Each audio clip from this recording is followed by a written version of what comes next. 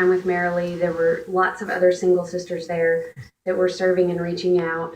It made a difference for me because before that, my goals were not really concrete. They were more, I want to pioneer, I knew that, and I want to do more for Jehovah. But after I went to Ecuador, after that trip, then it became, I want to serve where there's a need in Ecuador. Sounds very fun. So what kind of challenges did you have to overcome at a young age? Probably the biggest one was when my oldest sister decided to leave the truth. I was pretty young when that happened, and she made some pretty bad choices. She got involved with some bad association, people she viewed as her friends, and as a result, she ended up involved with a worldly guy who she later married, but as it turns out, he was both physically and emotionally abusive to her and to the kids that they later had together. So basically, she really wasn't present for my whole growing up period.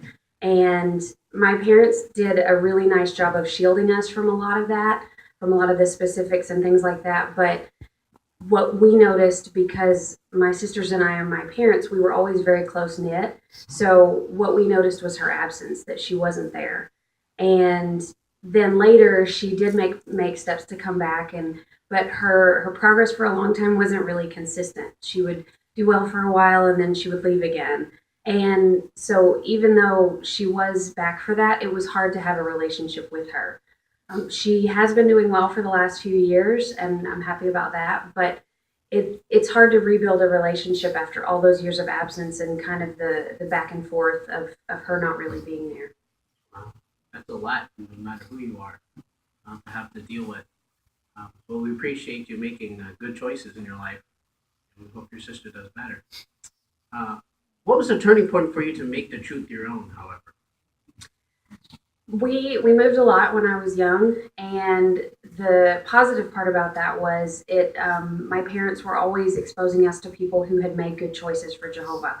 Those in the full-time service, those who had gone to serve in other places, people who had learned other languages. And that experience was a huge contrast to what I saw in the choices that my sister made. And my parents raised my other sisters and I, we were all raised in the truth. And so growing up, I kind of just always accepted that I would be a witness. There wasn't really a question about that. But after I started to see the choices that my sister made, it became a definite choice that I made, that I wanted to serve Jehovah. I didn't want to get involved with the world. I'm glad you made that choice. Finally, what could fellow brothers and sisters, especially those who are single, maybe are in their 20s, early 30s, can do to influence our children in a positive way?